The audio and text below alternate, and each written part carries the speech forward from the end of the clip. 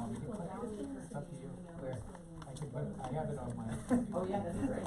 You want me to do that? Will that help you? I'll You're all right. yeah, that way I can hit it when I want. Yeah, you're all right. Thank you very much.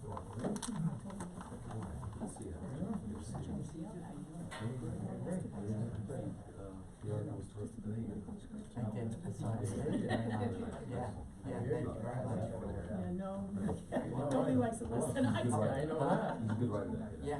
He's a very different kind of guy. He's done it, but he's different personality. He's a very good writer. Yeah. And a savant. Anyway. You put a lot of work into it. Yeah, for sure. Yeah, whatever. Does. Call a lot of people. Whatever. So, that was good. Okay, On your way. everybody who's a guest here, if you know or you don't know, you have to sign in on the side. If you did, thank you. We'll get started with the Pledge of Allegiance. Pledge of Allegiance to the flag of the United States of America and to the republic for which it stands, one nation, under God, indivisible, with liberty and justice for all.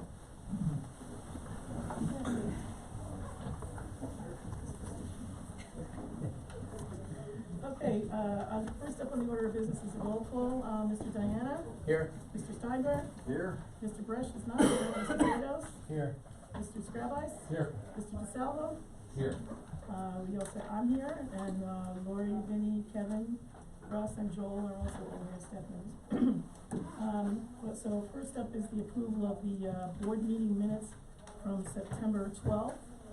I'm sure everybody had a chance to review, and if there's no questions or comments, I'll entertain a motion to approve them. So moved. Thank you. Second. Second, thank you. All in favor? Aye. Any opposed or comments? Thank you.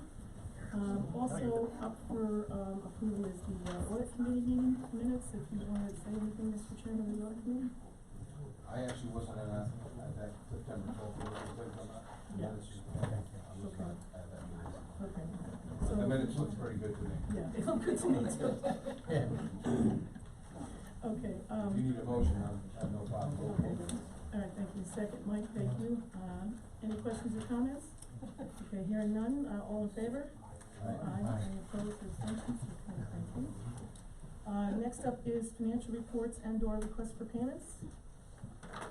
If you refer to the packet that's in front of you, the first page is the Orange County Industrial Development Agency schedule of bank accounts, CDs, and money market accounts as of October 31st, 2019. And we have a balance as of the end of October of $10,652,975. You turn to page 2. We have the income and expense summary for the IDA as of the end of October. Year to date, we have total income of $1,208,463, expenses of $462,169. Page 3 is income and expense summary for the accelerator, again as of October 31st.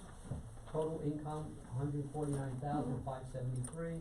Total expenses of $2,404,457. Before we go on to the vouchers for October and November, any questions on any of those schedules? If not, if you refer to page 4, as you're aware, we did not have a meeting in October. So the vouchers and funds received were approved by the audit committee and then here presented to the entire board to approve. We had funds in October received $33,316 and vouchers and payments totaling $655,457.30. If you turn to the next page, we have the vouchers and funds to receive currently for this meeting. We had total funds received totaling $524,368 and expenses and vouchers and payments to be approved totaling $1,324,180.54. So again, we just want to approve the board the October, November voucher schedule. So moved. Second. Okay, I have a question, excuse me. With respect to the, excuse me, hemp CBD, the budget we made for them was $1.5 million?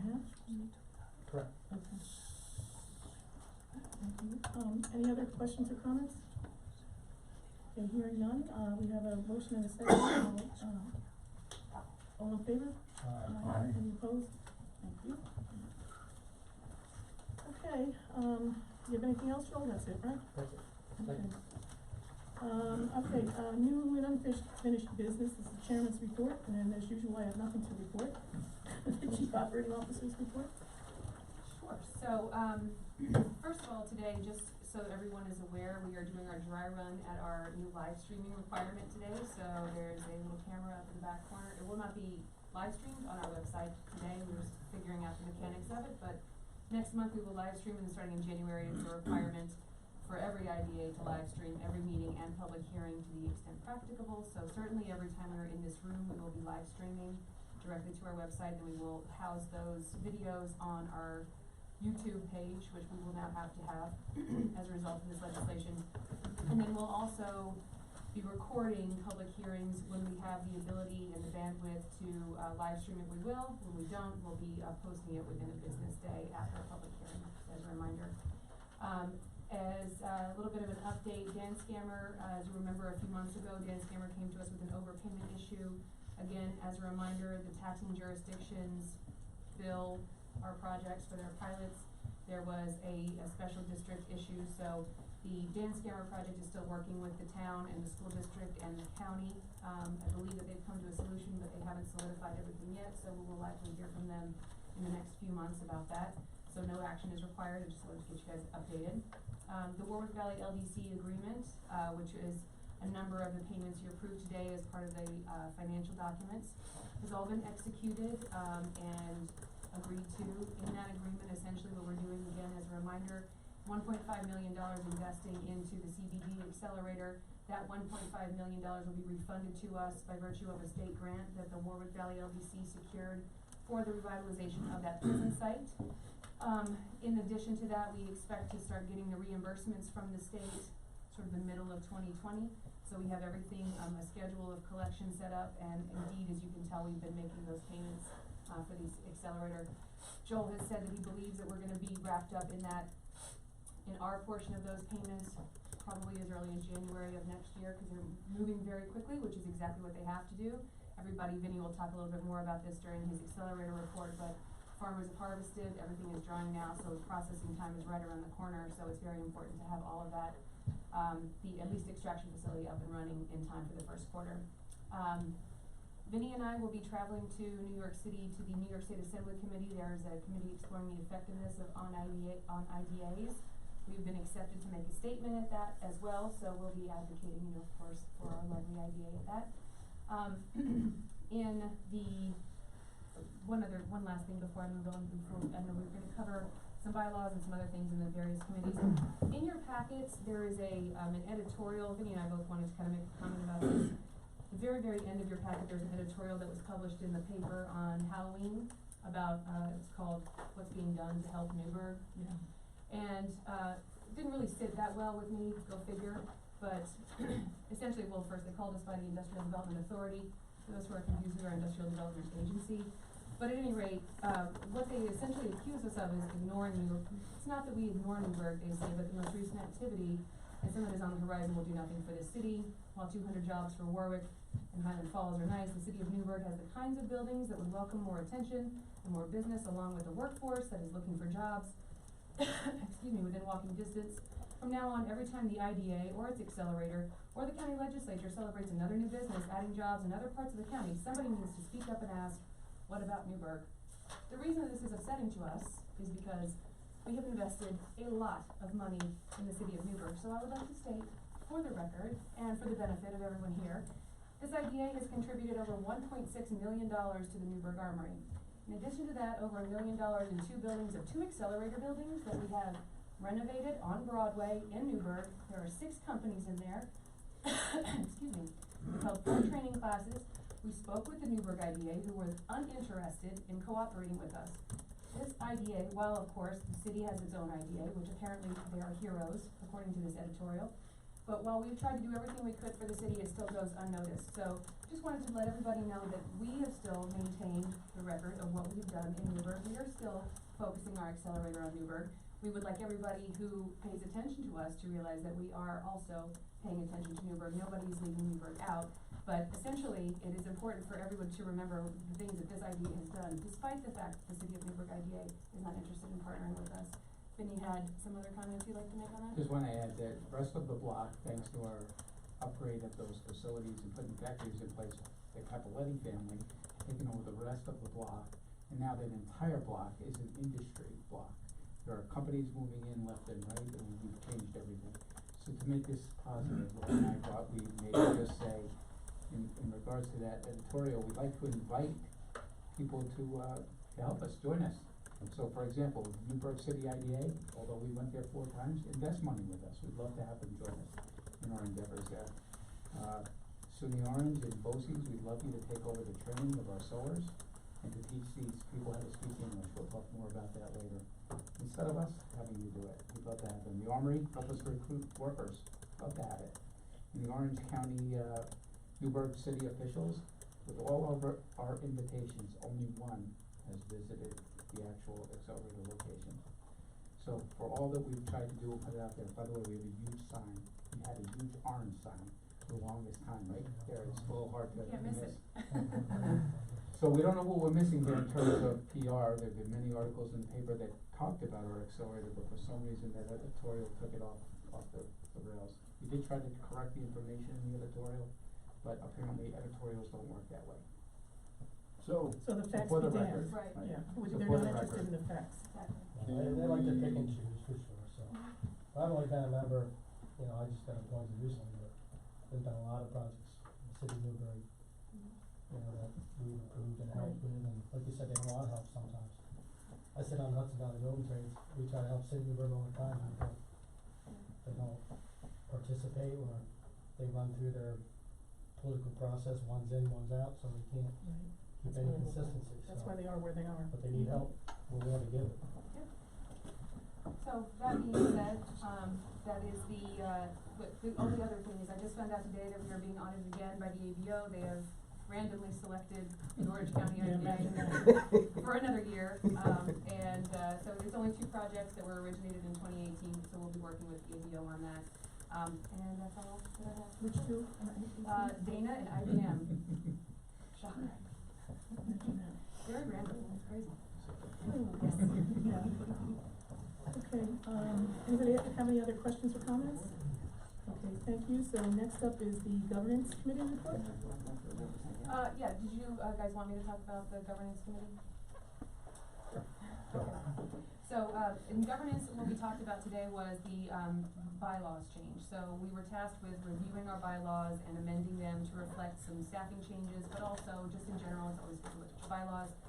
The board, the audit, or the governance committee, did recommend a few changes to those. So we as staff will make those changes and then provide them to all of the board members within the week. So we'll get them early next week. You'll see a red line version, so you'll see what was there, what changes were made, and then a clean version of the new bylaws. Essentially, it adds the CEO position, changes the COO and managing director positions a little bit, removed an erroneous position, and cleaned up some language within the bylaws itself. Excuse me. So we'll get that out to everyone, and then everyone will have it handy and ready to act on in the December meeting. And that's all there is for that. Okay. Audit committee report? Yeah, we have a fun-filled packed agenda today. And we talked about several different things, from signage to audits with IBM, which we're waiting for a couple pieces of information, and that should be wrapped up quite shortly. Compliance on different projects that we've had going, and some status reports. But most importantly, we had a discussion about a supplemental appropriation for the accelerator project. And basically what it comes down to is that we need to move some monies into that in order to cover some seen expenses and some very soon expenses.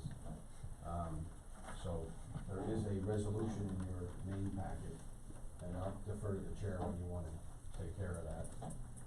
But it would be a resolution for authorizing a transfer or supplemental appropriation correction. Can we do Yeah, I'm okay with doing it. Anybody have any questions about that before we go into that? Okay, hearing none, go ahead. Resolution authorizing a supplemental appropriation in the amount of $600,000 from the fiscal year 2019 unrestricted net assets for various objects and purposes associated with the New Windsor, Middletown, Newburgh, and Warwick accelerators and for other general expenses of the IDA. You need a motion, correct? I'll make the So moved. Thank you. I'll second the motion. Okay, Mr. Schreiber. Yes. Mr. Diana. Yes. Mr. Fresh is absent. Mr. DeSalvo. Yes. Mr. Steinberg. Aye. Mr. Gatos. Yes. Chairman Rogowski. yes, That's 6 ayes, Madam Chairwoman. okay, There's thank one other you. issue, the Loki Grill. Yep. I was starting with the big stuff and working my way down. The other important thing we talked about was as the board knows, we use Loki Grill to, monitor projects that come through the IDA. In particular, we had talked about it in audit committee about the project in Warwick. And because of the expense that the IDA is investing into that community for those particular new jobs and new industry, and it come up in discussion regarding whether or not we should have Loki Grill pretty much oversee certain parts, if not all the parts of the project, and see that our money that we're spending here, is being done appropriately and accurately. So, we had gotten a email with basically a package of what they would do. Everything from weekly, conference call meetings to job site checking, the traditional stuff that they normally do on most of our projects. The expense would be approximately $5,000 a month for a total of 3 months. $4,280. So, my apologies. So the expense would be $4,280, and it's approximately 3 months. So, we had recommended through audit that we not exceed $15,000. So we would move that forward. Why do you guys wanna do that now? I mean, our spend is almost finished, correct? We're about halfway through, right, Joel? Correct. Do you want? Well, the project itself is halfway through, or our spend is halfway through? Our spend is halfway through.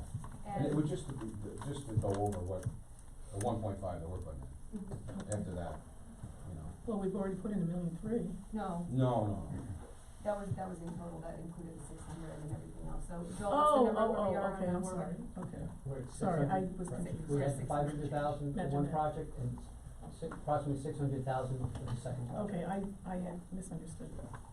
Loki Grill will also help us keep the project on On track. track. Oh, yeah, It's yeah. very important Yeah. right now. Right, 'cause of the timing, Timing. yeah. Well, we had said, we require it on our other project, why not? Oh, no, I don't have a problem with that, I was just, to Yeah. me, in my head, I was Yeah, you thinking think we we're had already- more of the yeah. project done Yeah, than it I'm was. just saying, yeah. Yeah, no, and we probably should have done it earlier, honestly, Yeah. but, Well, to be in full disclosure, Loki Grill has worked with us for months on this, so, I mean, they've really done the work already, and now we're Yeah. effectuating what Okay. they've done and making sure that they're compensated for it, but not retroactively, but they have contributed, they helped get the project kind of back on track when it went off a little bit, so, no, they've done a good job excellent representing partners, us, yeah.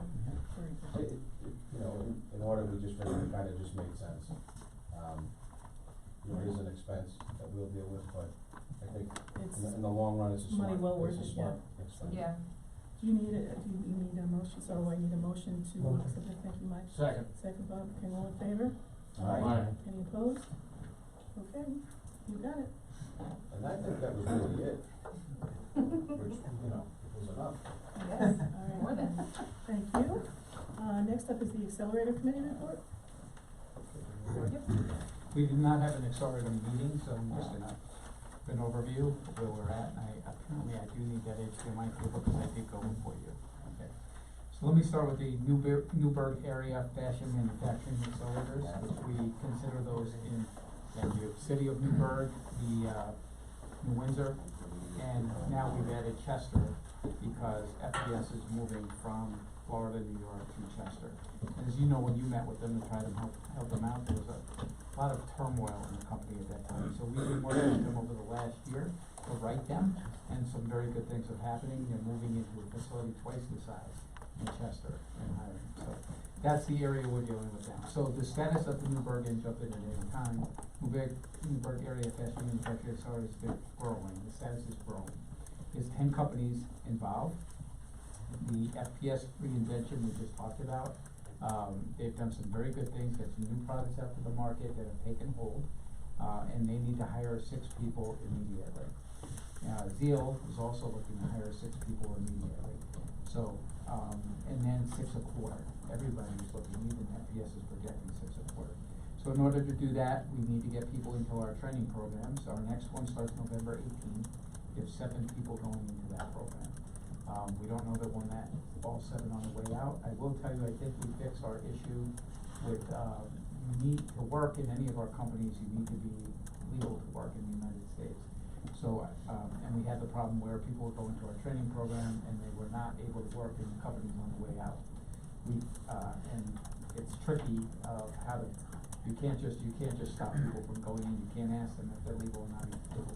However, for this class, for various reasons, I think we've got the right people in there. We've got a better chance of it. So I'm very excited people, by the way. So the training starts November 18th, goes for 4 weeks. Of course, we don't pay them, no one pays them while in the class. This is their skin in the game. If they graduate on the other end, they will have, and they're interested, and they interview well, they'll have a job offer between Zeal and FPS right away. In terms of Zeal, the other exciting thing is more funding continues to come in for that shelter suit that you saw Marty model last. The Pope has requested a shelter suit himself to show people, because he thinks that this is another engagement worldwide to help people that are homeless. So this has really picked up. The Pope, believe it or not. The city of Newburgh and the Pope, the connection. We don't help the city of Newburgh. And we're very proud to say that with our help for FPS and our help for Zeal, those employees effective January 1st all now receive medical benefits, which is great. Wow. Way ahead of schedule for both of those companies. $18 an hour. And That's great. And Mello, although were not able yet to do the medical benefits, has instituted performance incentives for all their employees. As a result of that, his employees have become much more interested in career path. And so they're rolling that out. And we had asked about 2 years ago whether or not anyone would be interested in learning to speak English. And when I say that people don't speak English, I'm talking about not a word of English. Slang, that's about it. And no one was interested. However, they came back to us about a month ago, and 9 out of 10 of his employees said for us to move forward, now working with customers, that we need to speak English. So we've invested in a program called Not English as a Second Language. These people are not gonna go to a classroom, they have children to take care of, they've got other things to do. We're gonna give them some time in the workplace, but we're gonna use non-traditional. What's non-traditional for us turns out to be very traditional for the rest of the country. We're going to use digital version of how to teach people English. We call it Factory English, there may be a better name for it. It's administered by a company called Voxy, V-O-X-Y. You know them? I've heard of it. Yep, I think they did 30 million people so far. Yeah, it's incredible. And so you do it on your cell phone, you do it on your computer, you talk to the computer, it understands who you are from a level point of view, and it adjusts to help you go through. We're not gonna expect these people to learn how to write English, not doing that. This is all about conversational English, so you can move ahead in your factory environment. And people are safety very excited. language, Yeah. right. And sorry, go. And safety language too, because one of the issues in a factory, if there's a language barrier, obviously you wanna make sure that everybody can communicate the best way to, keep yourself safe or evacuate. The interesting thing in this community is, so we started this about a month ago now, right? It's just starting up. And of course they talk to their friends. So now Cafe Spice calls and says, our people wanna do this factory English. Zeal says, we wanna do our factory English. So we're working with WDI to figure out how we can roll that out as time goes on. Again, non-traditional way to deliver education for us, maybe not so non-traditional for everybody, right? And then we went to Lamberti, Florence, and took a look at that factory. A lot of exciting stuff. Whoops, guess what? I don't have my PC in my thing. I'm not gonna get it. There's the back, sorry. Okay, well, if you could see the images. I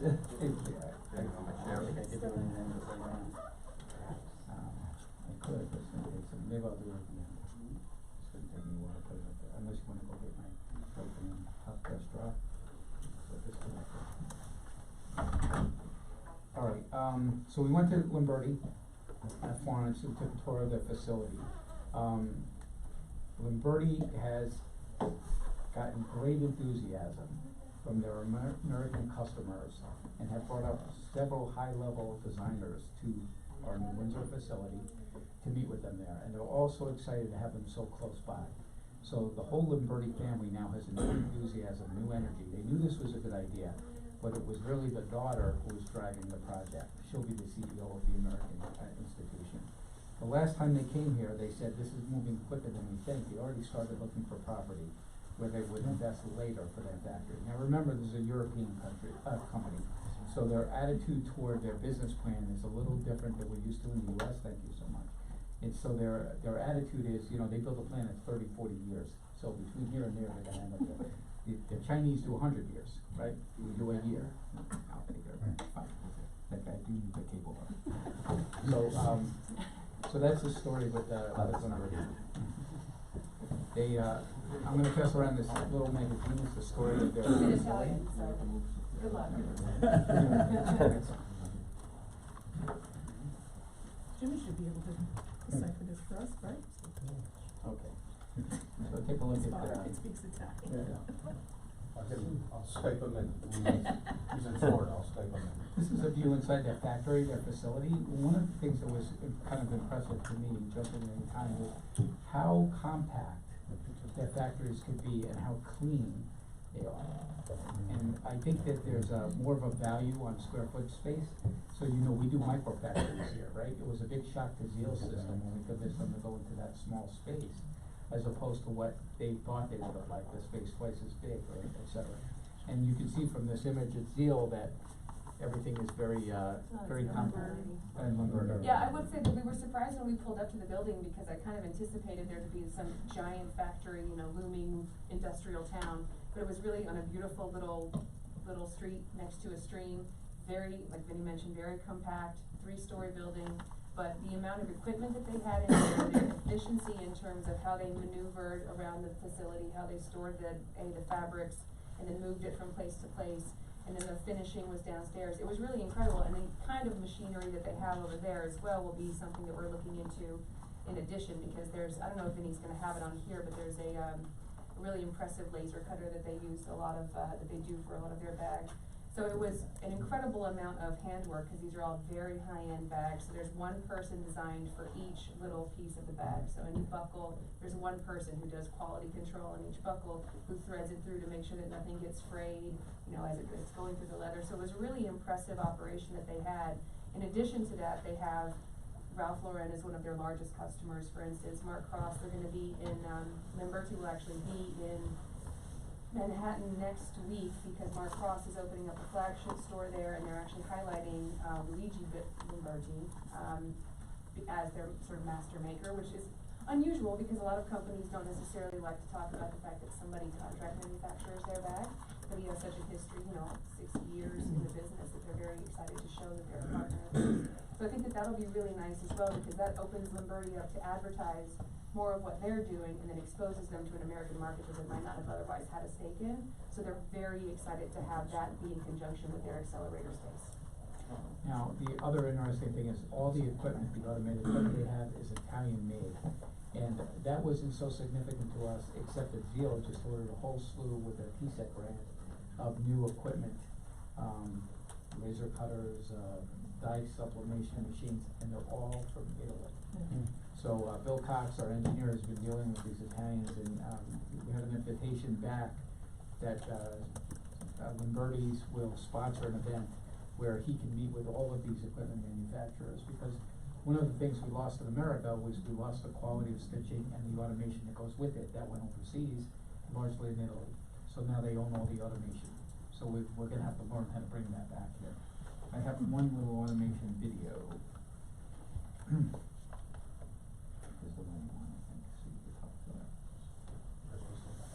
Yeah, so this video is basically, this is one of their makers who takes a hide. That hide, by the way, not that one in particular, but one of the ones that we saw was an alligator hide that's $85 a centimeter.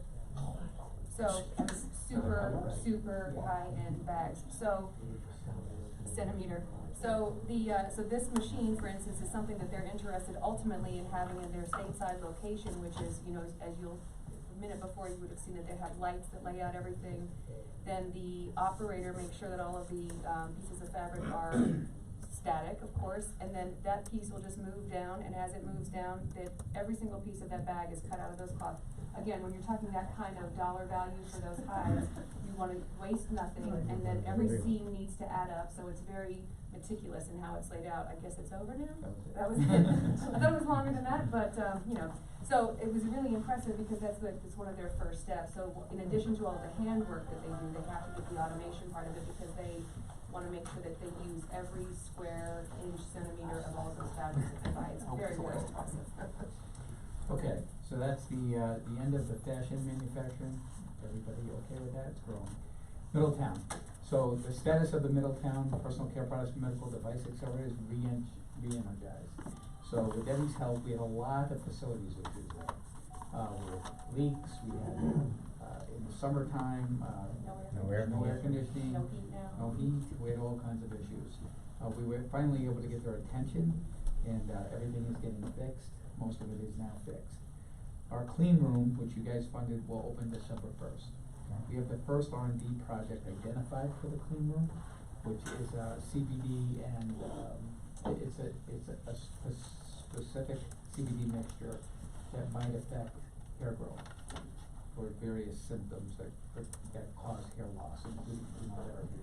And they have a researcher on board at Toro Medical College that is an expert in this field, and we think there'll be a big bang for the buck on this one. Farm Body and Goats in a Coat are both growing. They're both doing really well. Both of them have 3 to 4 employees apiece. Both of them are claiming this is the best year they've ever had, and almost to the point where they could say that this is their business now. They're not quite there yet, but they will be there. Farm Body in particular has a real opportunity in the CBD marketplace. Has been contacted by many companies to provide thousands of items. That's way beyond the scale we have available in Middletown, of course. So we're working this through with her to see where is this really gonna end up being, and how can we not lose the opportunity. And keep her in Orange County. Yeah, of course, yeah. The CBD accelerator, the urban extracts, extraction facilities under construction. The test lab is, I'm gonna say 80% done and actually operational already. New York Hemp Farms, which took over the old hydroponic farm, is operational. And Fusion CBD, which does end products, is already operational. The test lab hired their first, it has 2 employees, the owner and a general manager, and hired their first full-time chemist, a woman who lived in Warwick, went to school out of town, couldn't find a job around here, ended up working somewhere else, I think Ohio. They found her and she's back home. So the part of our goal here is to start to create jobs where our kids have gone away and maybe they can come back and have a better opportunity. And they're taking resumes for more people. They'll also are creating a deal with Sullivan Community College to run a test technician program for not a traditional academic college course, but maybe people who went to 2-year colleges and got a biology degree, which is very popular, or a chemistry degree, that wanna work in their field. They can go to this program. There'll be some number of hours. They'll learn how to use all the advanced test equipment to test narcotics and food products and things like that. So that, we're expecting WDI to fund all that. If they're interested, we're just going through the paperwork. We did a hemp roundtable on October 31st. John was there. He was very popular, represented Senator Metzger came, and she has really, I'm gonna say, stepped up to the plate on everything CBD and hemp. She's completely bought in, and is really helping us with legislation, keeping us informed, doing all the right things. And then Dr. Ken Steyer, who's the dean of Toro Medical School, gave a lecture on the human cannabinoid system and what people believe CBD and THC do to affect it. It was, again, very well thought. John, anything you want to say about that before I go on? I was impressed by the number of different kinds of people there. We just not a big group, but there was manufacturers and chemists and researchers and entrepreneurs. And it was good. It was very informative. Like Dr. Steyer gave a very thoughtful presentation. He had slides. My only regret is I wish he could have given us copies of the slides. So, okay. Because he went through and went fast, and yeah, I'm a slow learner. So what are you gonna do? The other thing that was really nice about that event was we had gone to, Vinnie and I were invited to Senator Metzger's roundtable a week prior to that about, youth and the future of work and youth flight and what we can do in the Hudson Valley to maintain sort of our, you know, to eliminate the brain drain and everything else that's associated with the Hudson Valley. And at that roundtable, there were business leaders and politicians, but they also had two young women who were there to represent, well, more than just two, but in particular two that we were interested in that were biology and chemistry majors, who were people who were there to represent the youth, right? So these are recent college graduates. So Vinnie and I invited them to attend the roundtable. So they also met with EVO Labs. The two of them met with EVO Labs as well as with some of the other manufacturers in the audience. We had a company who we're courting to come perhaps to our Highland Falls Accelerator attended, which was great because they traveled to be here. And then Montgomery County also attended the event as well. So the word is kind of getting out on the state level what we're doing in the Hudson Valley and how you know, successful it is, but also how we can get everybody together in one cluster, which I think is what's impressive to people. So again, our part of the CBD Accelerator is really collecting the oil processing and creating end products. There is obviously a connection to farmers who wanna grow hemp. And we're not staying as close to the farmers. We have called them, we've been asking them to participate with us. We've had some talk to us, like Mark Rogowski, things are going fine. We have others who said there may be some issues. We've read articles in the newspaper, said there's all kinds of things. But to be honest, we can only do what is, our box is the plants. And we don't get the factories, and we don't get hemp locally. We'll have to anyway in New York, but there's gonna be options. So now we have an Italian delegation coming in on December 13th. And again, we're really trying to reach out now, so Lombardi's gonna get us a lot of help. There's a lot of companies, by the way, every one of those equipment manufacturers through Lombardi needs a presence in the United States. So here's our opportunity to get them here, it's the time to do it. But there's an Italian delegation, they're trying to figure out in Italy what to do, what to make of this whole CBD thing and all of that, and they're coming to meet us on December 13th. So it's gonna be in the word out. And now we're focusing on phase 2 for the CBD Accelerator, which are other products for the rest of the plant. So that's like hempcrete, which are blocks or bricks made of hemp plastics, which are completely biodegradable. You could get rid of these water bottles and make them out of hemp. Of course, you have to do everything affordably, and these processes have to be determined. RPI is working a lot on this with companies we're working with. Fiberglass replacement for automobiles, hemp mulch, and we actually already have a deal going on that. That looks like that's gonna go really well.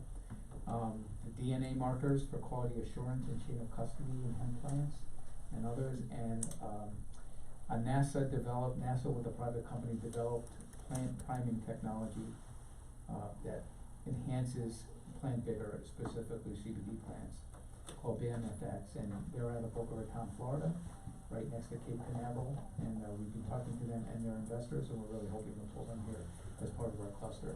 The biggest news in CBD is tomorrow, we're meeting with the nation's most prominent CBD strain supplier. I don't wanna say too much about it, cause I don't wanna jinx it, quite frankly, but if, they've gotta go somewhere to expand. They've heard about what we're doing here. Believe it or not, New York State helped us with this. Alex Becky's senior partner helped us with this, and a gentleman named Sam Nadapoff, who you may or may not know, who is now a private investor, is very invested in this company, and we happen to know him. So we're the only ones who have a meeting with him from New York. It's tomorrow, and it's with the owner of the company, so hopefully we'll be able to get them in there. In past, I told you the second largest CBD supplier in America, we have already met with, and they're just working on their plan. We're in their plan, they're just not ready to execute on another site yet, so we're getting what we hoped out of this, which is, Maybe that's the editorial they should write. yeah. Maybe the record should write that editorial, Vinnie, what do you think? Send them a pen. We can even write it for him, how about that? Yeah. Send them a pen, Mr. Diamond. The SWAT for the Artificial Intelligence Accelerator is set up for November 19th. We already have, as Lori mentioned, she already had our bag. We have like 2 or 3 companies already calling us. This accelerator concept seems to be, private sector guys can understand it, women can understand it, right? Other things, we're working on an entrepreneurial investor fund. I talked to Mary Ellen about this earlier. I know we have some money in our budget that we said we might have deployed at some point. But at this point, we've met with several, business leaders. As you know, we had previously met with one of the, partners in Cablevision. He's been very generous and reached out to other people. We've met with now some EB5 investors, which are typically, Chinese or Indian investors, that have a lot of money and want to, and have heard what we're doing. In fact, they're coming here next week again. That'll be our second meeting. We're hoping to come out of this with two things. One is, most of our accelerator companies are not bankable. They all have friends and family money, and even though they're making money, it's gonna be a while before they can get what they need. So these investors would be what we need right now. And then secondly, we're trying to create a true angel fund in Orange County. So this, maybe put 20 people in at 25,000 apiece who could afford to lose the 25,000, but think we've got something. And, John has had taken some interest in this with us, so we're gonna ask him to help us as we try to develop this out further. I think I'm gonna stop there. It's just one other thing, Melanie has been working on, and we will be having our second annual youth conference on November 20th. It's gonna be at Anthony's Pier 9 this year, but it is double the attendance from last year. You'll remember, what she does is partners with the Youth Bureau and, readies our high school students for interviews. They have mock interviews, they have little, presentations, anything else, what else do I say? Workshop, we have a keynote from our principal, he's very excited about leadership, so just a really fun, interactive day. For the mock interviews, we have, people from all over the county, county employees helping, nonprofit people helping, local business owners helping to give interviews to students, so getting them real hands-on experience before they enter the workforce. Yes, so I'm glad you asked that question, actually, Jim. So we are paying for that conference in full. While it's in partnership with the Youth Bureau, it's something that we are sponsoring 100%. They're, of course, helping. But what's nice for us is that this is our investment, again, in the future of our workforce. So again, when we get in trouble for, not thinking about the youth or not thinking about Newburgh, this is the things that I would like to point back to. We're finding new and creative ways to maintain a workforce, develop a workforce, and then even be very thoughtful about who's gonna be the workforce in the next 5-10 years. What day is that again? November 20th. Melanie will be happy to share the information with you if you wanna come. Yeah, and I just wanna close one thing. So as we've been staffing up for this training program for sewing, we actually went into, sections of Newburgh you might normally not recruit from. And we asked for partners like the Newburgh Boxing Club to help us out, and people were physically on the street working with the people that we were trying to get the job, and gave them a phone number to call. And I took one call from a kid. You may have said this before, right, about this. The kid who's in the 11th grade for the second time, and he said, I am 18. I'm in this 11th grade second. I'm gonna make it. I don't know if I'm gonna make 12th grade, but somehow or another I'll get my GED and we'll get through this. When my grandmother says, I gotta get a job, and I know I wanna get a job, I just wanna get to work, but I wanna work in a place where I can have a job for a long time, Can I get into these training programs? At that time, we were thinking we gotta have a GED or something anyway, he made it through his GED, he's in this training program. We're so proud of that. We don't let people go. That was a year ago, yeah. So, and he'll tell his friends, we'll get more and more, and that's the way to get the word out. Very hands-on. Okay, is that it? That's very good report. Too Thank you. much. Sorry about that. It is, well, you guys are busy. I'm sorry. Salvo did not sanction. Give us a trail. This isn't the last meeting of the year. That's what happens when we don't have one, right? Yeah. Okay, next up is applications/resolutions, and we're gonna go a little bit out of order, because we can. So we're gonna start with, Southgate Flats, Limited. So you're all set up, you'd like to make a presentation? So while Rich makes his way up here, I'll just refer to everybody. In your packet, you have the application for Southgate Flats. It's a $39 million project in Highland Falls, 72 jobs. We also have a number of support letters in the packet from the mayor of Highland Falls, the State Assembly, the Chamber of Commerce, the Department of Tourism, County Executive Newhouse's office, the Highland Falls Chamber, Sean Patrick Maloney, and we did just today, before you got a letter of, I guess I'd call it opposition to the incentives from Senator Skoufis, but you now have all of the letters that are associated with this as well. And then which one?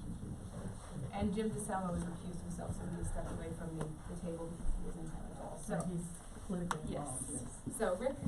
Well, thanks very much. My name is Rick Minicozy. I'm the managing general partner of Southgate Flats LTD and also the developer. I'm also the managing general partner of the Thayer Hotel at West Point and the CEO of Thayer Leader Development Group. And I'm here to present to you this afternoon Thayer Flats at West Point Hotel and Spa. Here's a rendering here of what the hotel will look like in the village of Highland Falls. Thayer Flats is going to be a 79-room all-suite hotel with a farm to fork restaurant, spa, upper deck pool, and restaurant area, conferencing space. It'll have 4,000 square feet of rentable tenant space downstairs, and also a 5,000 square foot spa and salon. It's going to be built in the heart of the Hudson Valley, very close to two of New York's most highly trafficked tourist attractions, both West Point and Woodbury Commons. We do have letters of support, as Lori just said, so I'll go through that slide there. We're trying to meet the goals of the Orange County IDA to create strong consumer activity that's going to ripple through the community. By creating this anchor project in Highland Falls, we're hopeful that other developers will follow suit, build other developments, and will really become available to stimulate a vibrant economy right there at the doorstep of West Point. It's critical that the money that the OCID invests is smartly invested, and that it leads to not only revitalization of the stressed areas, but also creates great amount of jobs, and good paying jobs for the community and the underemployed. Leadership and capability, I've been doing this for 30 years. Again, I said I was the managing general partner of the Thayer Hotel, led the revitalization of it over the last 9 years, and also founded the Thayer Leader Development Group at West Point, which is an innovative leadership institute that provides executive level education to senior corporate executives throughout the world. Jobs, creating jobs. Okay, we're going to create 124 construction-based jobs during this project, and it's going to be built by Iron Sword, which is a service-disabled, veteran-owned business. Throughout the contracting and buyout of all of our trades, we're going to buy out as many women-owned businesses, minority-owned businesses, veteran-owned businesses, and service-disabled-owned businesses as possible in those jobs that we create. There's going to be follow-on indirect impact and induced impact jobs associated with our project that's going to create a total of 234 total jobs associated over the 18-month construction period. As far as full-time jobs go, Vinny, we got a job for that 11th grader. We're going to be creating 75 FTEs in the food and beverage industry, valet, front desk, housekeeping, engineering, spa services, you name it. We're going to cover the gamut of the hospitality industry. Those 75 jobs are also going to have an indirect and induced impact of 5.4 and 12.8 jobs for a total full-time employment equivalent of 93.2 jobs through this project. Investment, the investment is, as Lori mentioned, is going to be a $41 million total investment. $39 million is the construction cost with a $2 million operating capital fund, 70% loan to value on the $39 million. We have the money in hand. We're not looking for the funding, we're completely funded. We have a letter of intent from a local Hudson Valley community bank that's been here for 80 years. Signed letter, they're currently doing the appraisal, they're doing their underwriting. Our equity on the side that we're contributing is fully funded. So this is not a project that we're looking at and getting approval that's going to eventually try to get underway. This one's ready to go. The numbers for building this project, though, say no. We're definitely ahead of our time. We're definitely building this project a little bit too early. This particular project, at the end of construction, after we pay $39 million to build it, it's going to be worth only $31 million.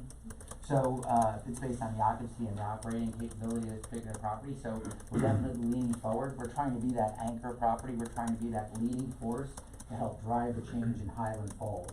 Even after we sell this building 10 years from now, the experts, HVS experts, clearly one of the top appraisal companies in the world, says that the building would only be worth $42.67 million at the completion 10 years after we deliver it, which is only about $1.6 million more than we're into the building for. So, why do it? If that's the case, why would we move forward? Is because the ownership of this particular project is West Pointers. We love West Point, we love Highland Falls, and we want Highland Falls to be the village that it can be. I've long thought that Highland Falls, at the banks of West Point, can be a village similar to Williamsburg. If it had all the appropriate buildings, amenities, antique shops, culinary experiences, nightlife, the 1,000 yards of Highland Falls from Thayer Gate down to the churches can be an amazing walking village, similar to Williamsburg, and can be very, very vibrant for this economy. So we wanna be the leaders, we wanna be the anchor building, and we wanna set the stage for that growth. We also know that through our marketing capability, coupled with the Thayer Hotel, that we can help drive tourism. Driving tourism into Highland Falls and into the village will help create additional commerce, tax dollars, ratables for the community, ratables for the county. And so, how do we achieve this? We achieve it through synergy, right? Everybody working together, right? Now, no one really can carry this entire load. We have to work together if we're gonna achieve this. And so, we have to increase corporate visits to the Hudson Valley. And we're doing that through our Thayer Leader Development Group with our corporate executive education. We're bringing companies from all around the globe to the Hudson Valley. We're gonna attract tourism. This particular project has a 5,000 square foot salon and spa in it. It's full hydration therapy. This doesn't exist anywhere within 60 miles of the Hudson Valley. That's spa, sauna, salt rooms, ice rooms. It's gonna have full-on services. It's gonna have a rooftop pool with a glass atrium, so it'll be open around the year, available to the village citizens and the town citizens to come on a use basis.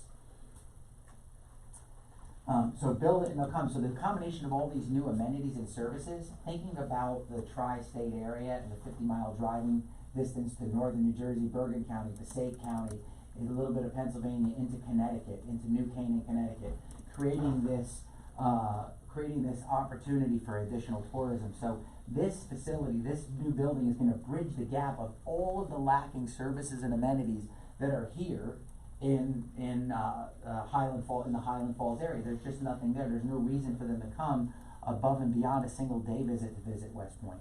But by building this and having these amenities and services, we can now make multi-day visits to the community through the West Point Golf Course, right? And Woodbury Commons. You could have spa and golf, you could have spa and shop, spa and stay. West Point has a ski slope, you could have spa and ski packages. Putting those packages together will give people reason to come to Orange County, come to Highland Falls for their vacation, and it will make Highland Falls, Orange County, and the state of New York the go-to vacation place. Follow the leader. I mentioned this a little bit earlier, but the buzz associated with our project and the success of our project, if we're able to get it off the ground, and all of the zoning law changes that the village of Highland Falls is going through right now, I don't know if you're aware of that, but they're actually trying to change their antiquated zoning laws such that buildings can be built a little bit higher. You can take a little bit more of the land space without setbacks. Units can be a little bit smaller because I understand that density is key. I live in Austin, Texas, and the revitalization of Austin, Texas was downtown living. The mayor set a goal to have 10,000 people living downtown. They changed their zoning laws with the state capitol. We had all kinds of view corridor issues that the state capitol has to be seen from antiquated laws. They worked through changing that, and it made it a vibrant, very vibrant downtown. We have over 10,000 people living down there. But that is the key to the growth of the city and the economic stimulus. And again, the tourism of the spa and the amenities at Thayer Flats will certainly do that.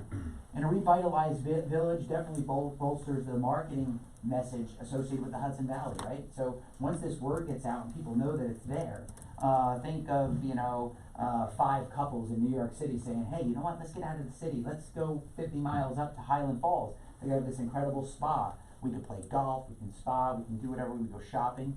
So that is really going to help create that stimulus. So, I know I only had 5 minutes, so I tried to keep it short. It's been challenging to get through all those slides.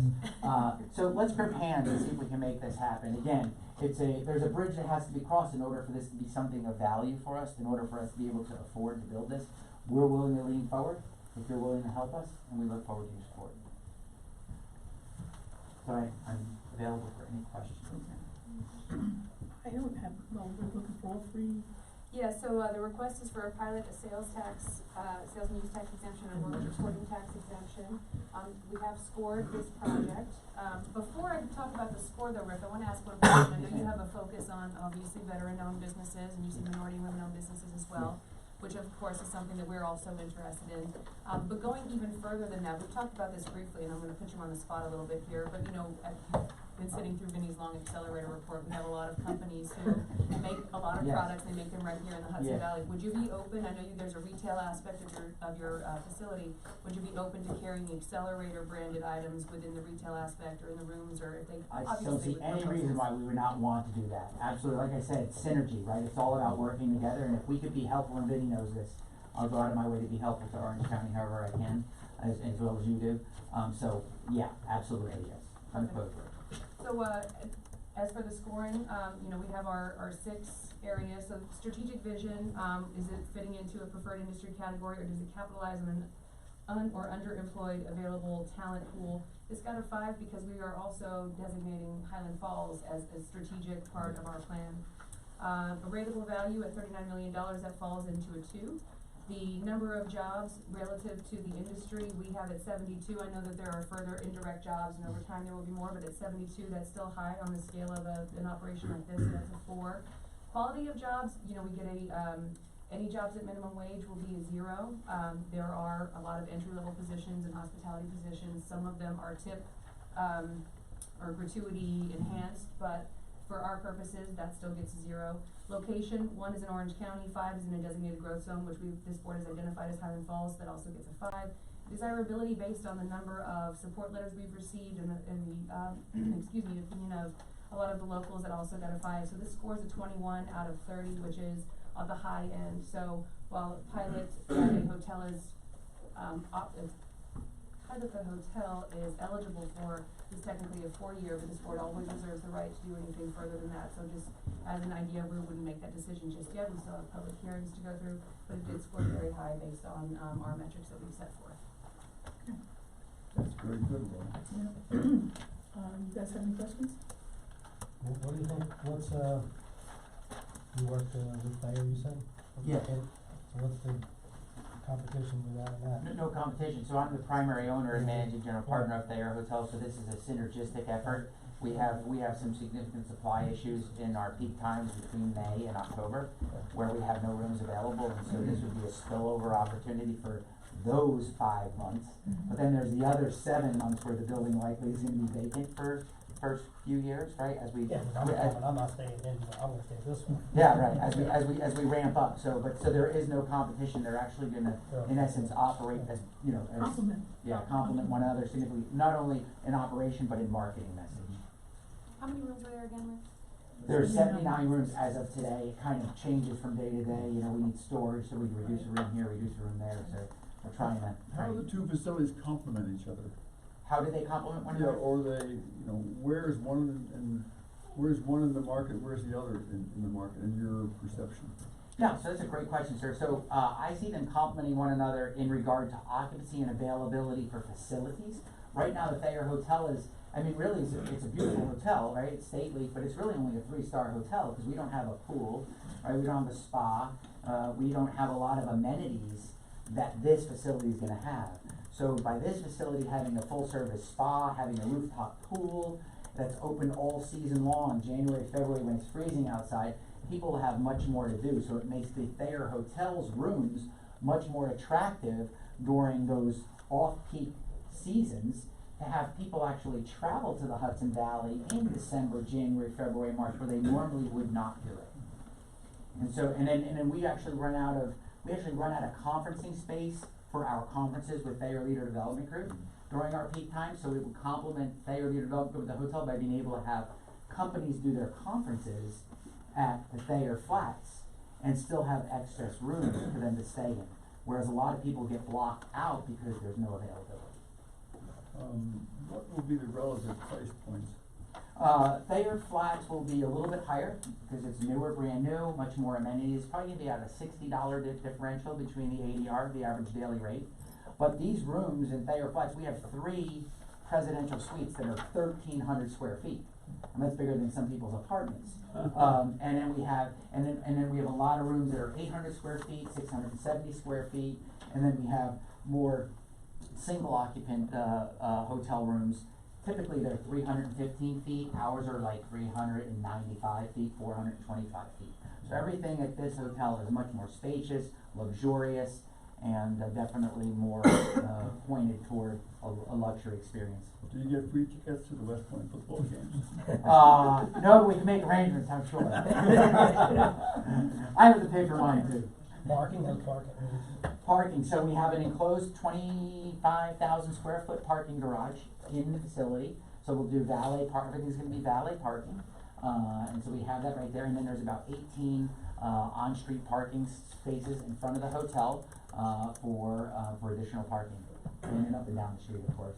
Very quickly, Rick, so first, you applied to the CFA process, right? Yes. You were awarded a grant? Not yet, no. Okay, No, so no. but you were named a priority project? We were named the priority package. But nothing official has been announced? Correct. Second, just, do you wanna tell the board a little bit about what that building is right now? Sure. Oh, yeah, I should have said that, Yeah. shouldn't I? Yeah. So, the building currently exists, the site currently exists of a vacant bank, which is the Pentagon Federal Credit Union, formerly the West Point Federal Credit Union when I was a cadet at West Point back in the day. And, it also has, an absolutely horrific tenement house, that is drug infested, with transient people who pay month to month fees. It's a horrible building. I'm embarrassed to own it, quite honestly, I have to tell you. It's definitely a conflict for me. But it's very unsafe. And it's the #1 call location for Highland Falls Police Department. And that's no joke. So the village is very excited to see it. It used to be called the Christiana Hotel, as I understand it. And then behind it, there's a little duplex and a little four-unit house that's there. And so our goal is to raise that and build this building here. So thank you for that question. I should have mentioned that in my brief. You said earlier that all your funding is in place. Yes, sir. So is the funding built in with IDA benefits, or is it built in without the benefit package? Because you're telling me you're building it anyway. So that's at least that's what I'm hearing. If that's not true, I want you to tell me that. That is not true. Okay? That's correct. As I pointed out, $31 million is the value of the building when we Yeah, build it. I understand, I got all that. And it's gonna cost $39 million, so we're looking to try to get the help as partners by gripping hands to bridge the gap in order to build it. If we can't do that, then, we'll just wait for the right time. So that way this project's gonna lose money in the first few years. I should have mentioned that as well. I think the first year in the packet that I showed you is like $758,000, second year, 200 and something thousand. He's gonna lose $1 million in 2 years. There's no reason for us to rush to build it. But we wanna lean forward in order to make the impact as quickly as possible in the community. If the CFA funding comes through at $2 million, then the need for this goes away substantially, doesn't? No, Or that's all factored in? It's all factored in. Again, we have a $8 million gap between the value, and so. 31 and 39, I got it. Yeah, It's so 8 million, I got it. we're hopeful that we can maximize the capabilities of both opportunities in order to do it now. And again, if we unfortunately are not able to bridge that gap, then, we're in a position at a later date, possibly, if we continue to have the appetite for doing this, or just divest of the opportunity. Okay. It's really more like a resort than it is a hotel, right? It's a resort hotel. Mhm. All right, anybody have any other questions? Okay, so then, you could do your thing, Mr. Deb. Sure. Initial resolution, Southgate Flats LTD project. Resolution of the Orange County Industrial Development Agency accepting the application of Southgate Flats Limited with respect to a certain project, describing the forms of financial assistance being contemplated by the Orange County Industrial Development Agency with respect to such project, and authorizing a public hearing with respect to such project. So moved. Second. Mr. Steinberg, Aye. Mr. Brescher is absent, Mr. Diana, Yes. Mr. Schreibeis, Yes. Mr. DeSalvo has recused, Mr. Gatos, Yes. and Madam Goldsmith. Yes, 5 ayes, Madam Chairwoman. okay. Resolution Move on adopted. to the public hearing then. Yes, we will be in touch with you, we'll schedule a public hearing, and that'll be the next. Well, thank you all for your time. I really appreciate it. Thank you. Thank you for the presentation. I don't, but Lori has my contact information. I just everything. Yeah. I have the I presentation. apologize, I didn't bring any. Your support? I have the presentation. Thanks. Thank you all very much.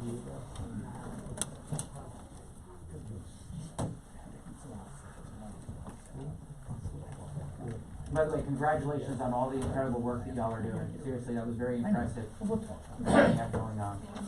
Thank you. Y'all have a nice day.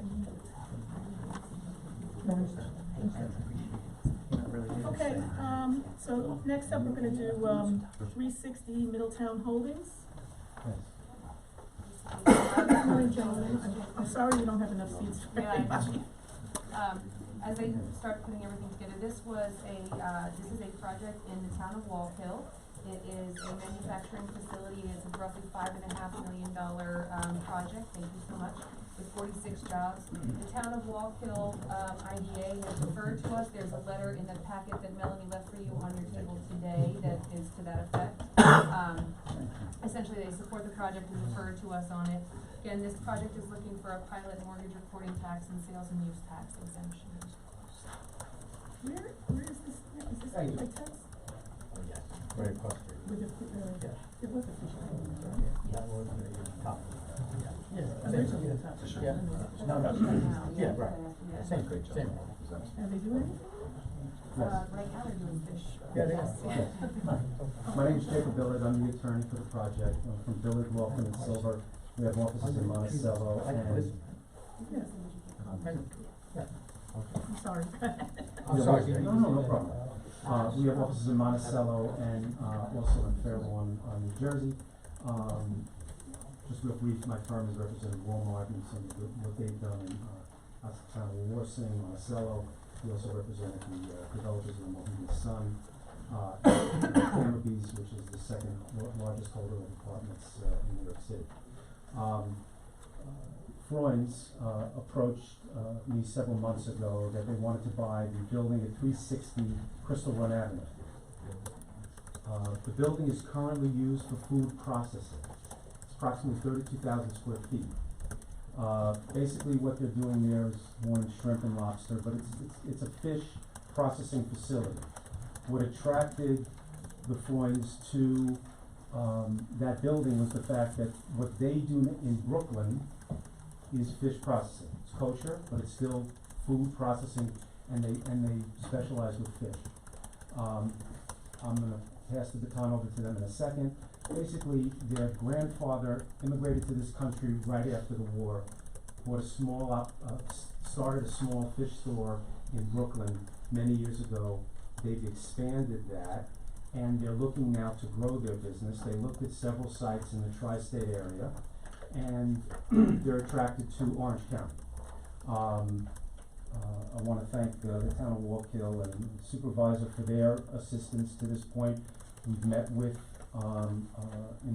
their planning department. The operation that we're doing in that building is essentially the same. It's gonna be internal renovations of the building. And there's several phases that are outlined in the package we've submitted to you as they grow the business. However, the property lends itself to expand the operation beyond the existing building as the business grows. The assistance of the IDA is important, necessary to moving forward on this project.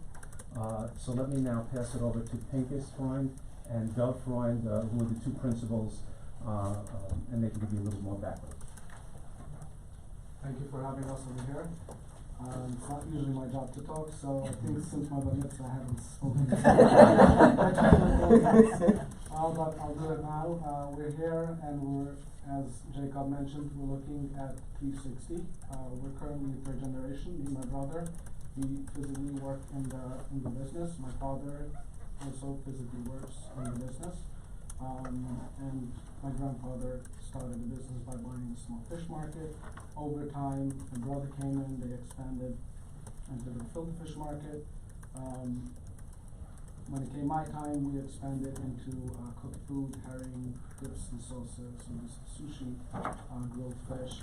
And that led us to expand into sushi ingredients because we had a sushi bar, we were strictly kosher, and we had issues acquiring ingredients, and that led us to expand into importing sushi ingredients and distributing it currently New York, New Jersey very heavily. We will deliver daily to sushi bars, restaurants, and whatever they need. That expanded our business into the wholesale fresh and frozen fish that we do, and we currently service those customers on a daily basis.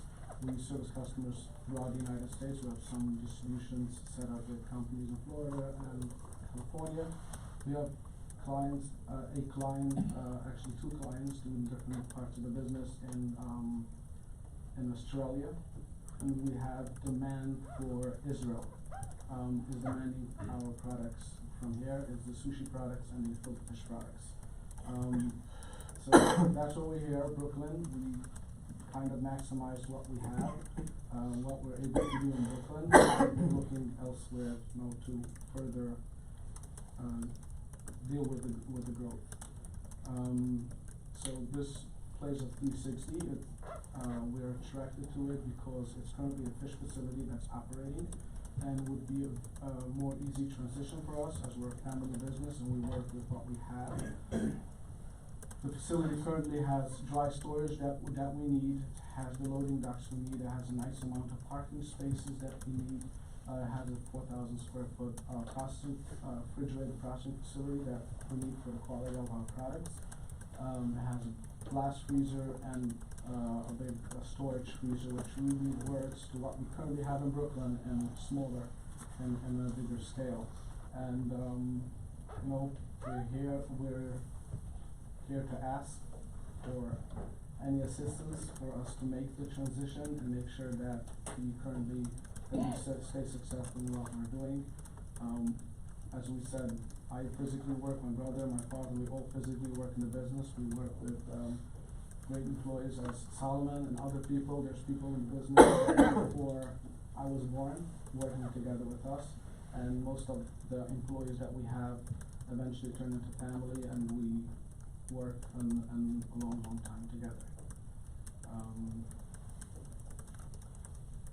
Anything?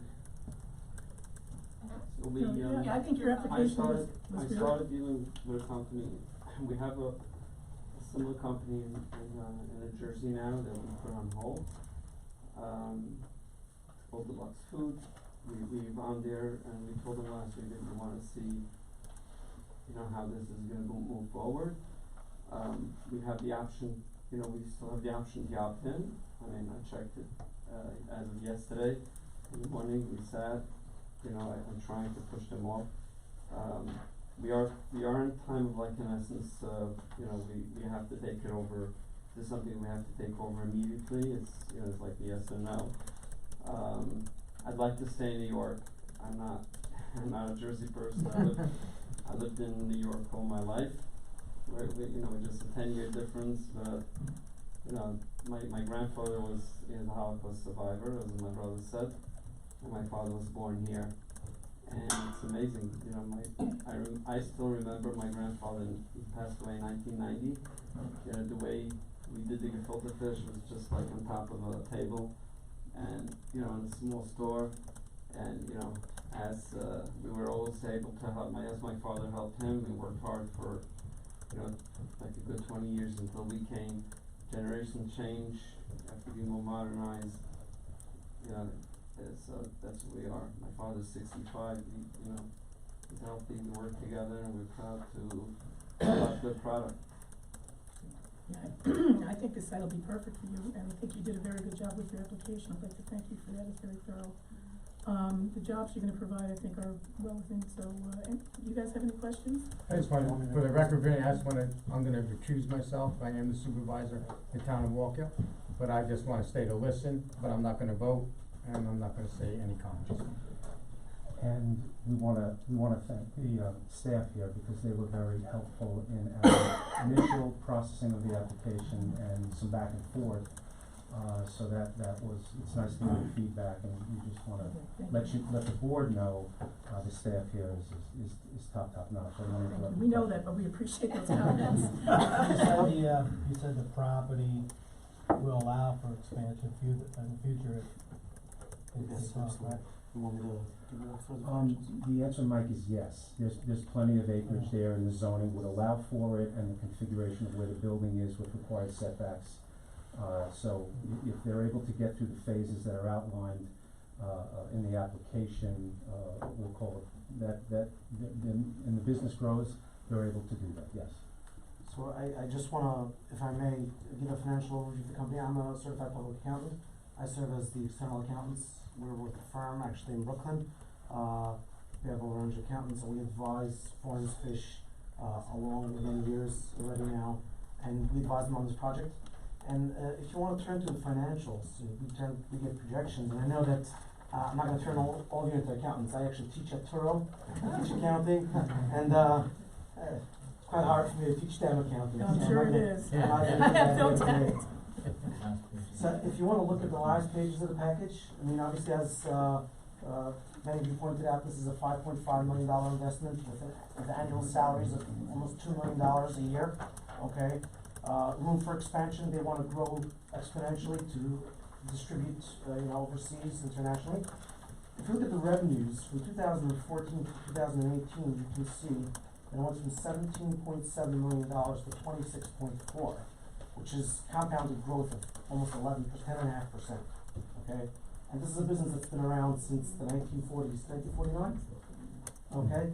So this is phenomenal for business. The problem they have is that if you look at the net income, even though they're doing well and it's growing, it's not growing as fast. And the reason for that is they've maximized capacity, okay? They're at a point right now where if they don't grow and if they don't go to a second location, eventually the business won't be, we'll come to a stoppage point, and we know what happens when a business plateaus.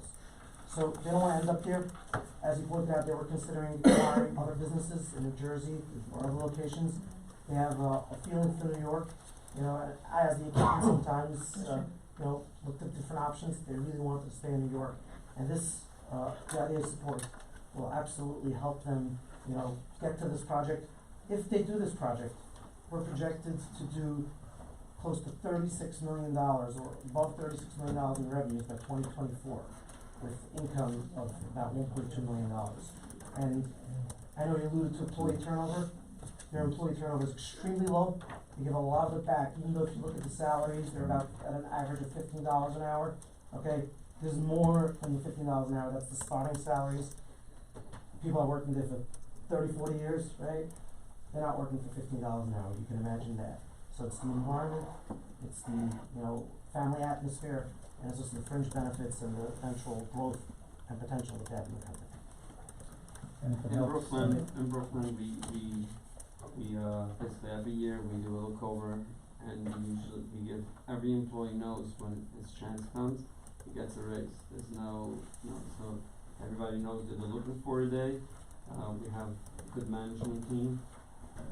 Solomon is our controller, but on every site that we do, on every 20, 30 people, we have management, so they're overlooked, they're appreciated, and they know that. So, growing the business, we know that that's important, and we do it.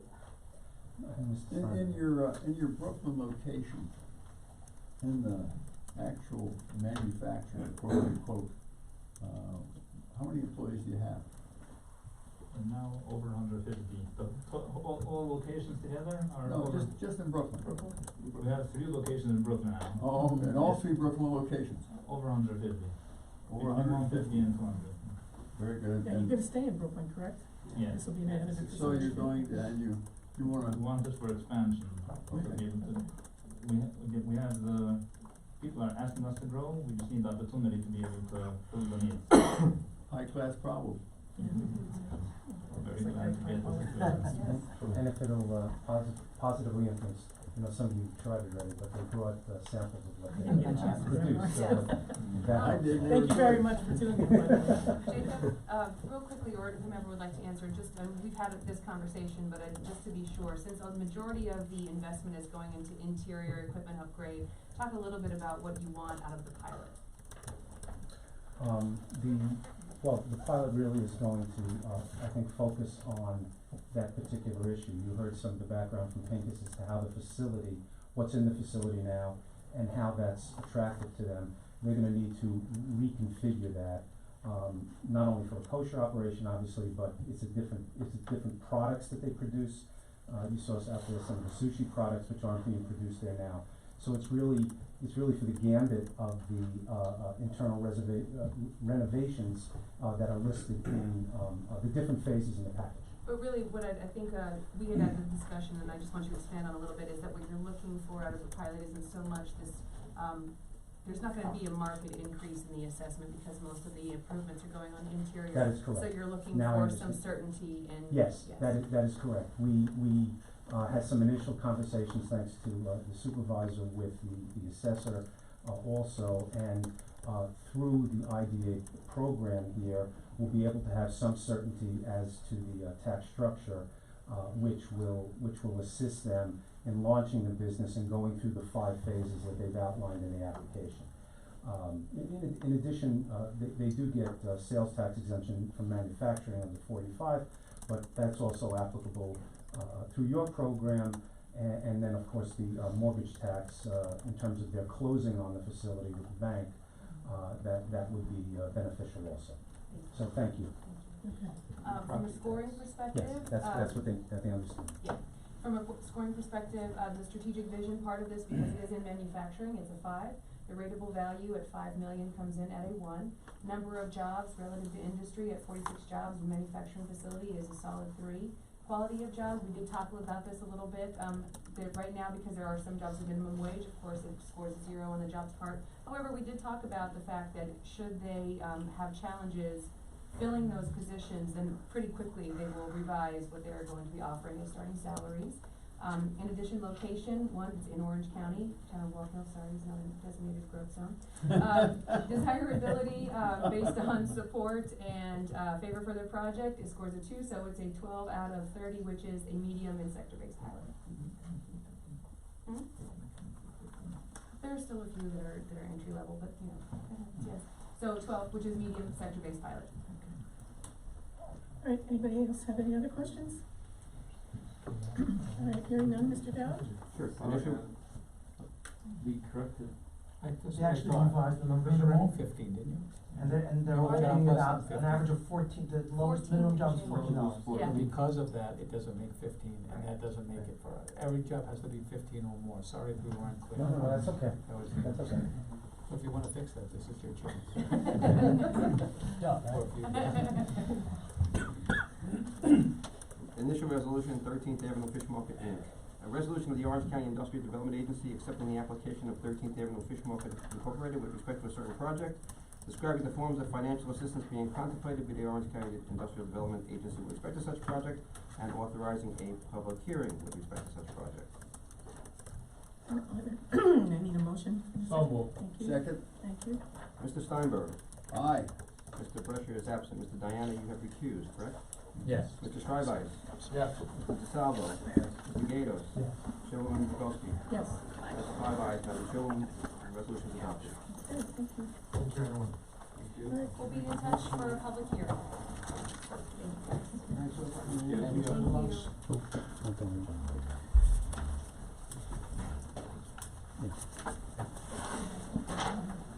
Thank you again for your help.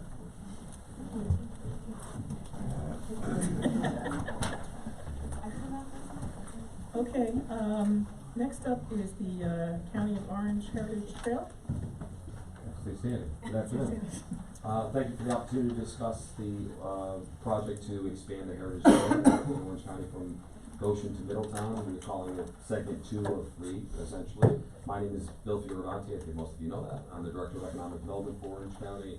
I also have our team from the county here, pardon me, gentlemen. This is Mr. James Brooks, Commissioner of Parks for Orange County.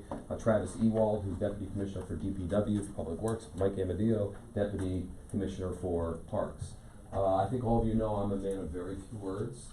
Pause for laughter. Okay, thank you.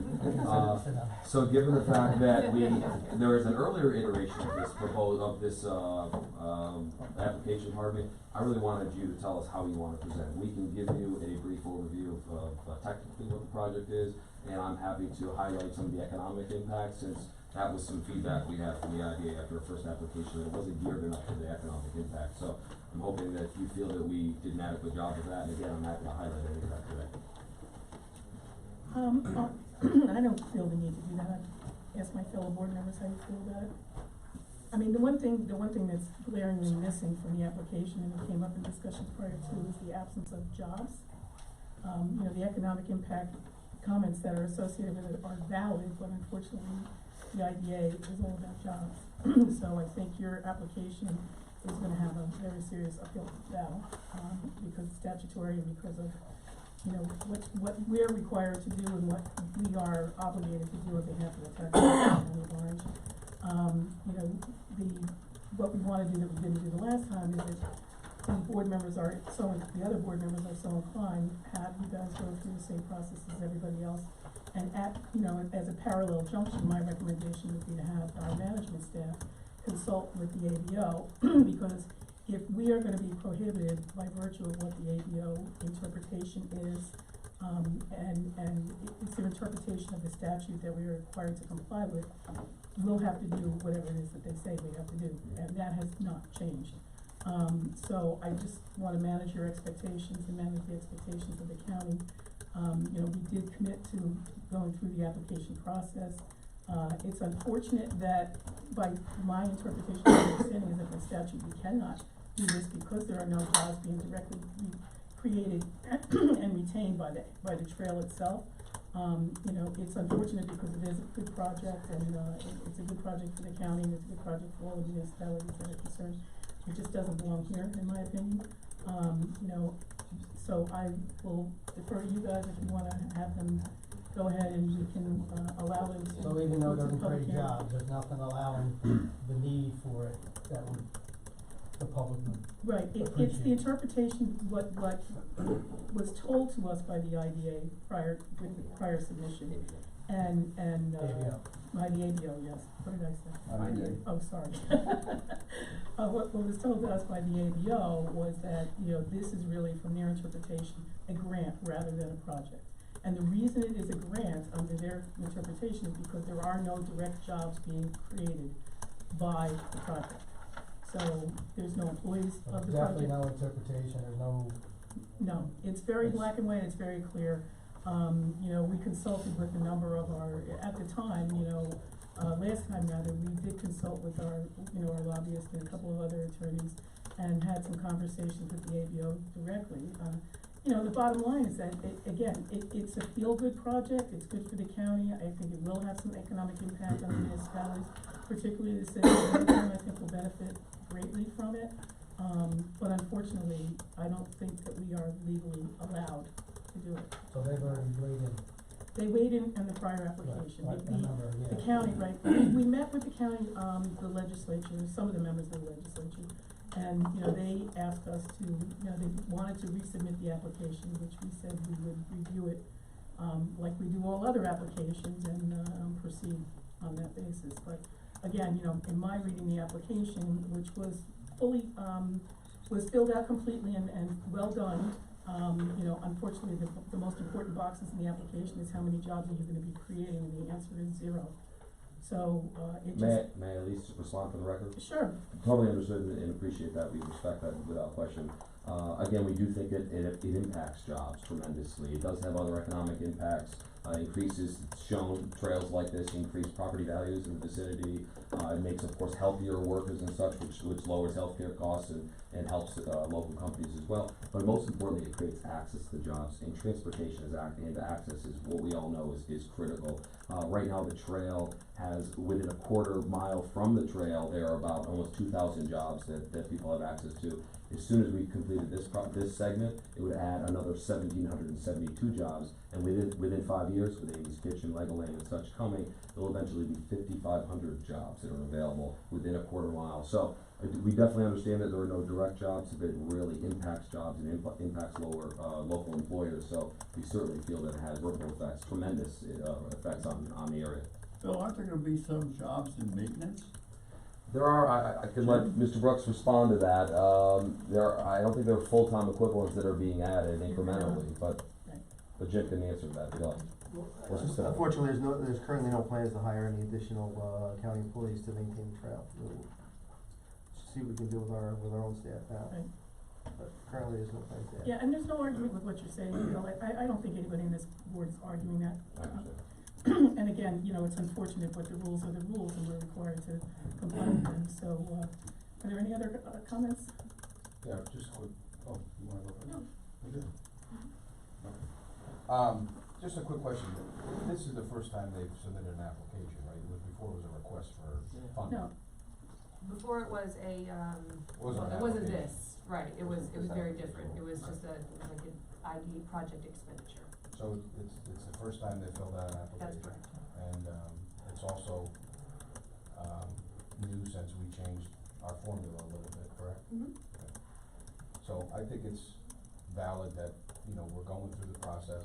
I think it's important that we're engaging the ABO. And, you know, yeah, we'll see what happens. My only fear is, and I said it in, audit, and I'll repeat it here, I'm worried that we'll get more of an opinion, and we'll get more of a, you know, foggy kind of response, and then it'll be up to us. So that's where my only comment would be this. that's where my worry is. We built 20 miles of this trail over the last 3 decades, 2 decades. And I was involved in all of it. I was heavily involved for 12 years. The county never, ever, in the history of this trail, ever came to any outside source other than the federal government to transportation dollars. And I think it was 80-20, I think it was, but whatever it was. Majority of the money came from federal dollars. And I don't know why this segment of the trail came and asked for other ways of raising the money. We always bonded it in the county, every cent of it was always bonded. And we used the match of the 2080, I think it's 2080, and Michael, the 2080, that's what I thought. So, I don't know why we didn't go there first, or why, I don't know why we didn't do that again. But for the extra $1 million, really the county would have spent $200,000 to get the $1 million. And you would have bonded it over 20 years and whatever. So, I'm okay with this. If we get a positive reaction from the ABL, I'm okay with it, but I just wondered why we didn't, and Michael, you probably know better than anybody because you were there pretty much for the last 10 years, 12 years, more than that. So why didn't we do it that way? Do you have a reason for that? I don't know. No, we have done that. Okay. So what? So you got the 2080 match? Correct. So now so this $1 million's gonna supersede, help your 20% match? Correct. Okay. We are still leveraging Okay. state federal funds. Okay, but in the end, if we give you our $1 million, then your number at the county level goes down to like 0. Well, not 0. Almost 0. I think it's outlined in the application, exactly Okay. what the county contribution is. Okay, that's all, I'm just saying. That was my only thought as to why we just changed direction a little bit, that's all. Okay. Yeah. So if the board opts to accept this application today, then we would be authorized to move forward with a public hearing. In the meeting that Mary Ellen, Benny, and I had with members of the legislature, you know, one of the main issues that the ABO had the first time around was that it wasn't treated like a project. There wasn't a public hearing, there wasn't a cost-benefit analysis done. So this resolution today, provided it is adopted, would allow us to move forward on those steps, hold a public hearing, initiate a cost-benefit analysis study.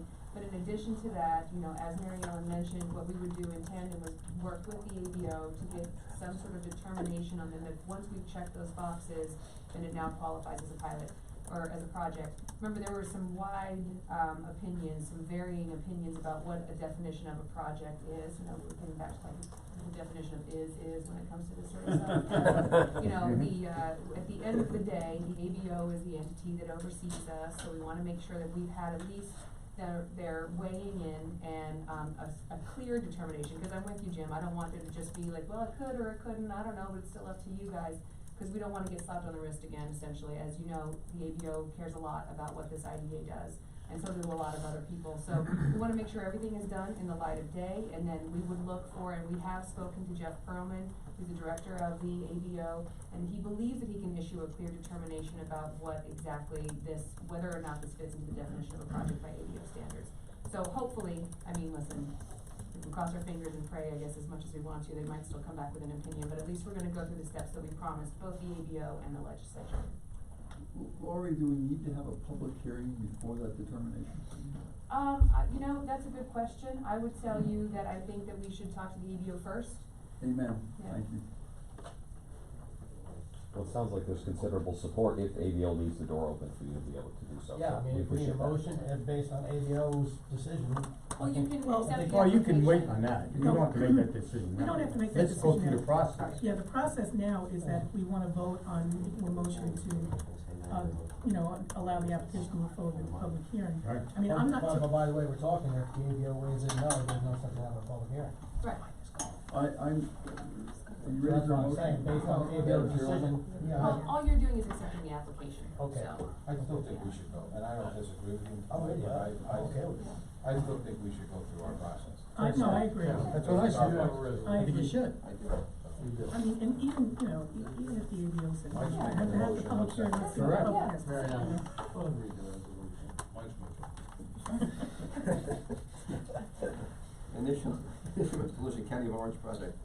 Resolution of the Orange County Industrial Development Agency accepting the application of the County of Orange with respect to a certain project, describing the forms of financial assistance being contemplated by the Orange County Industrial Development Agency with respect to such project, and authorizing a public hearing with respect to such project. Motion. Second. Mr. Steinberg. Aye. Mr. Brescher is absent. Mr. Diana. Yes. Mr. Schreibeis. Yes. Mr. DeSalvo. Yes. Mr. Gatos. Yes, Ken. Yes, I did. And Madam Chairwoman. Yes. And 6 ayes, Madam Chairwoman, resolution is adopted. Okay. Thanks very much. Yeah. Okay, I'm not leaving. okay, so the last, application slash resolution we have is for CRH Realty 8. So who wants to talk about this one? Yes, I'm gonna let the representative, somehow I do it with you. Please, state your name and just, explain a little bit just about what the ownership change and what this will do for CRH. Yes, so my name is Mark Bulow. I represent Hammis Partners, who is the current owner of the real estate for Crystal Run Newburgh, that's on Route 300. We are currently under contract to sell that building to Welltower. There's a representative here of the buyer. Currently, Crystal Run Newburgh is in operation. We were at the facility today. They're knocking the cover off the ball. It's very busy in terms of healthcare practice. And so we are just asking for the assignment of that lease here today, and we're here to answer any questions you have. No, yeah, it's just so that they can, the existing benefits that the IDA granted to CRH. Anytime we make an ownership change, we have to be a part of it. No, I know that, yeah, because we're in the chain of title. You guys understand that? Yeah. Okay. Need a motion? Yes, please. So moved. Thank you. By the way, Crystal Run is one of the few entities that don't even blink about hiring local labor. Oh, I know that. Without a local labor policy. Right, yes, we know that, yeah. They're a great employer, for sure. Yeah. Authorizing resolution, CRH Realty 8 LLC project conveyance from HP Newburgh 300 LLC to Wiltow OM Group LLC. Resolution authorizing the Orange County Industrial Development Agency to execute all necessary documents in connection with the conveyance of the project and the project documents to Wiltow OM Group LLC, which project and project documents were previously assigned to HP Newburgh 300 LLC from CRH Realty 8 LLC, and consent to the sublease of the facility by Wiltow OM Group LLC to Crystal Run Healthcare Physicians LLP pursuant to section 6.3A of the leaseback agreement. That's a mouthful. Wish they were first. I know, I bet they do too. You ready? Mr. Steinberg. Aye. Mr. Brescher is absent. Mr. Diana. Aye. Mr. Schreibeis. Yes. Mr. DeSalvo. Yes. Mr. Gatos. Yes. Madam Chairwoman. Yes. That's 6 ayes, Madam Chairwoman, resolution adopted. When are you closing? Do you have a closing date against that? It'll be in December this year. December, okay. Thank you. Oh, I, Yeah. tell me about it. Thank you.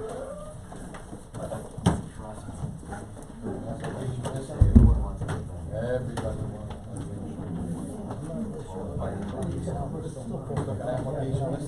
Pick up these roads, right? Yeah, sure, no problem. Yeah, I gotta take the good and the bad. You're the signer. Yeah. No, here's Yeah.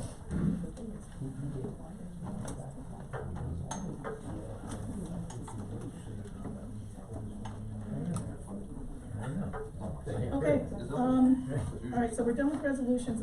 Next up on the agenda is any other board business? Sure. close. Alright, hearing none, I'll entertain a motion to adjourn. So moved. Thank you. All in favor? Aye. Okay, so now we'll move on to the OCFC. So we'll start with the roll call. Mr. Diana? Yes. Mr. Steinberg? Here. Steve is out. Mike, Mr. Gatos? Here. Mr. Scrabwise? Here. Mr. DeSalvo? Present. Rogowski's here. Lori, Vinnie, Kevin, Russ, and Joel are here. The second item is the approval of the minutes from the September 12th meeting. So moved. Thank you. Second. Thank you. All those in favor? Aye. Any opposed or any questions? Good. Financial reports and requests for payments? If everyone would refer to page 6 of the packet of the financial reports. This is as of October 31st, for the Orange County Funding Corporation, we have the schedule of bank accounts, certificate of deposit, and money market. As of October 31st, there's a balance of $1,940,222. Page 7 is the income and expense summary as of October 31st. We have total income of $98,487 and total expenses of $139,173. Before we move on to approving of vouchers, any questions on the bank balances or income and expense? If not, on page 8, we have the schedule that was approved last month through the board committee for vouchers that were presented for October, totaling $14,050.60.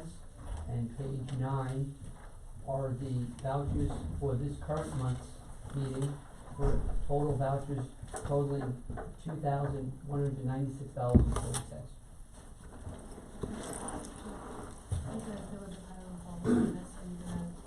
Probably.